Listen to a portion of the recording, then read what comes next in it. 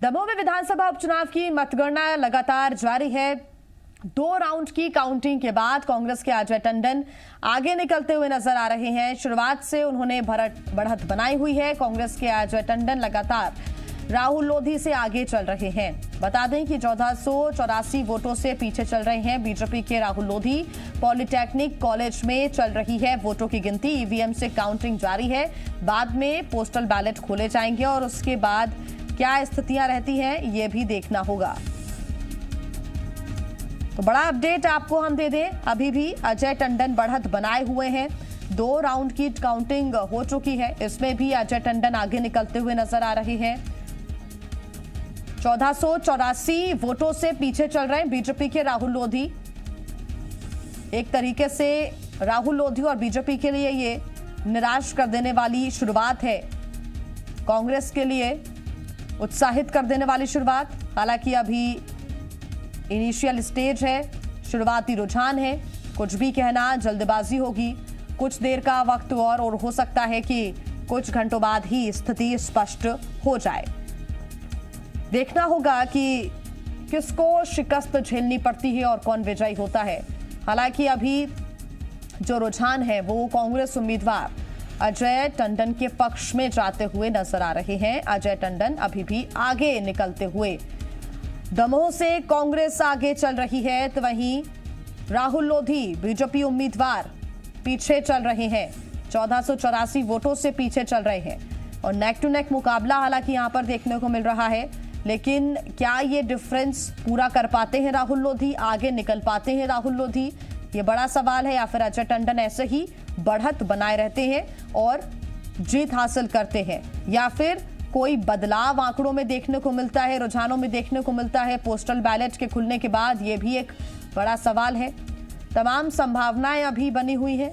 हालांकि जो शुरुआती रुझान है वो कांग्रेस के पक्ष में जाता हुआ नजर आ रहा है। इसी वजह से कांग्रेस के लिए ये एक अच्छी शुरुआत है दमोह उपचुनाव में। तो वहीं बीजेपी से राहुल लोधी पीछे चल रहे हैं, तो ये एक निराश कर देने वाली शुरुआत जरूर है। जो शुरुआती रुझान है, 8 बजे से मतगणना शुरू यहां पर हो गई थी। 3 घंटे का वक्त हो चला है। अब ऐसे में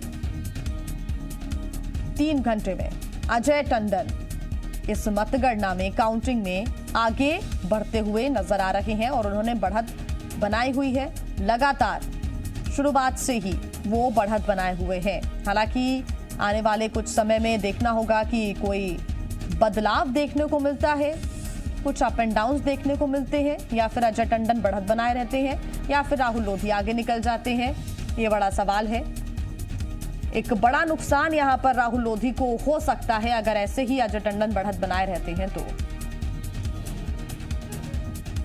और इसी पर आइए अपडेट्स हम ले लेते हैं। ज्यादा जानकारी के साथ जी मीडिया संवाददाता भोपाल से मृदुल शर्मा हमारे साथ जुड़ गए हैं और साथ ही दमोह से हमारे साथ हर अपडेट हमारे साथ साझा कर रहे हैं महेंद्र, सबसे पहला अपडेट दमोह से ही हम ले लेते हैं। फिलहाल क्या रुझान कहते हैं, अभी क्या चल रहा है, क्या तस्वीर? यह देखिए, फिलहाल तीसरे राउंड की तैयारी यहाँ से चल रही है और 2 राउंड क्लियर हो चुके हैं। 2 राउंड क्लियर होने के बाद 1484 वोट से कांग्रेस के अजय टंडन बढ़त बनाए हुए। हम पिछले चुनाव की बात करें तो पहले राउंड में परंपरागत रूप से कांग्रेस ने बढ़त हासिल की थी और दूसरे राउंड में बीजेपी ने यहाँ पर बढ़त बना ली थी। लेकिन इस बार दोनों ही राउंड जो हुए, दोनों राउंड में कांग्रेस को बढ़त मिली है, कांग्रेस को पराजय का सामना करना पड़ा है। कुल मिलाकर 26 राउंड अभी होना, इनमें से 2 राउंड अभी क्लियर हुए हैं, 24 राउंड आना बाकी है। इसके अलावा पोस्टल बैलेट की गिनती भी होना बाकी है। तो शुरुआती रुझान में कांग्रेस ने बढ़त बनाई हुई है और कहीं न कहीं कांग्रेस के खेमे में नतीजों को लेकर खुशी की लहर भी है और कांग्रेस के कार्यकर्ता जो इस समय काउंटिंग करा रहे हैं उनमें भी काफी उत्साह नजर आ रहा है। जबकि कहीं न कहीं भाजपा के प्रत्याशी राहुल गांधी और उनके समर्थक और कार्यकर्ताओं में थोड़ा सा निराशा जरूर बात लग रही है। बिल्कुल महेंद्र, आप बने रहिए हमारे साथ, आगे आपसे अपडेट्स हम लेंगे। आप हर गतिविधि पर वहां पर नजर बनाए रखिए। मृदुल हमारे साथ लगातार जुड़े हुए हैं। मृदुल, 26 राउंड में मतगणना हो रही है, 24 राउंड अभी बचे हुए हैं, सिर्फ 2 राउंड पूरे हुए हैं। लेकिन एक तरीके से हम कह सकते हैं कि बीजेपी के लिए थोड़ी सी कष्टदायक शुरुआत हुई है, उत्साहित शुरुआत हुई है कांग्रेस के लिए। मृदुल।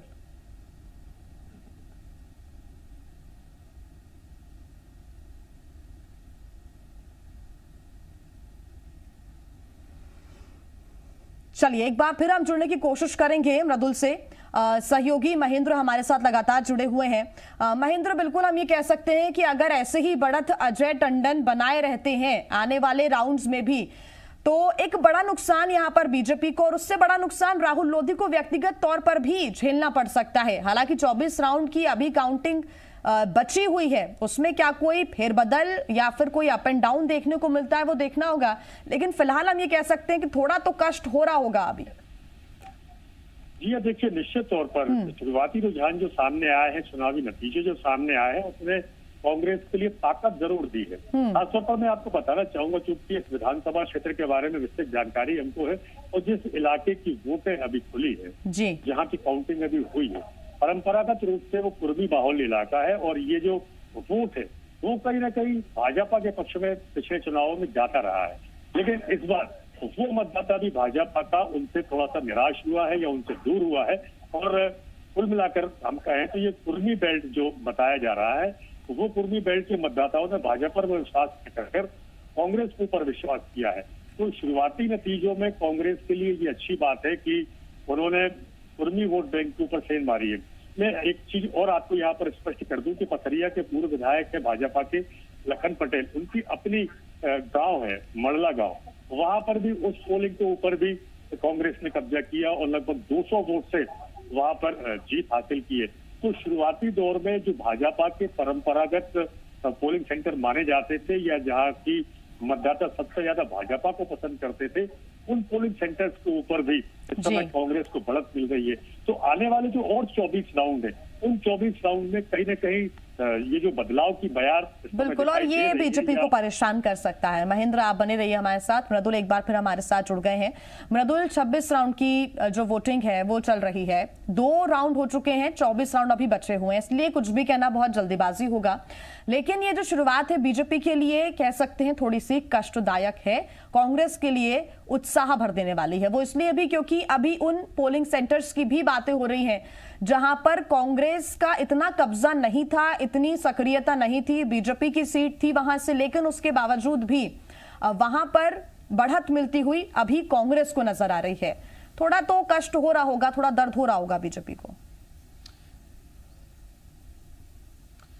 बिल्कुल, लेकिन ये अभी बहुत शुरुआत है, बहुत सारे राउंड बाकी हैं। किसका उत्साह आखिर तक रहता है, किसका कष्ट आखिर तक रहता है, यही देखने वाली बात होगी। जी 2-3 बातें मैं महत्वपूर्ण बताना चाहूंगा क्योंकि अभी राउंड बहुत सारे हैं, लेकिन जो एरिया वाइज काउंटिंग हो रही है और जो वोटिंग परसेंटेज है जातियों का, वो बहुत मायने रखता है इन चुनावों में। ये एक सीट भले ही सरकार ना बना सकती है ना गिरा सकती है, लेकिन मायने इसलिए रखती है जिया क्योंकि इस एक सीट पर जीत हार ये तय करेगी कि जनता का मूड क्या है।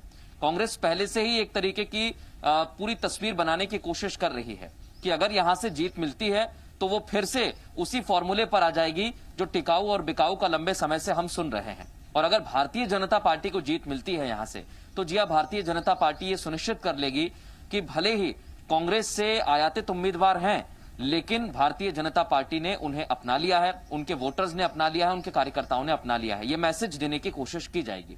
वोटिंग परसेंटेज बहुत मायने रखता है क्योंकि वोटिंग परसेंटेज जिस वक्त मतगणना चल रही है और जब मतदान हुआ था जिया, तब हम वहां पर मौजूद थे और वो तस्वीर हमने देखी है कि इक्का दुक्का लोग ही मतदान के लिए पहुंचे थे, लेकिन धीरे धीरे ये संख्या बढ़ती गई और 12 घंटे तक करीब वोटिंग हुई थी।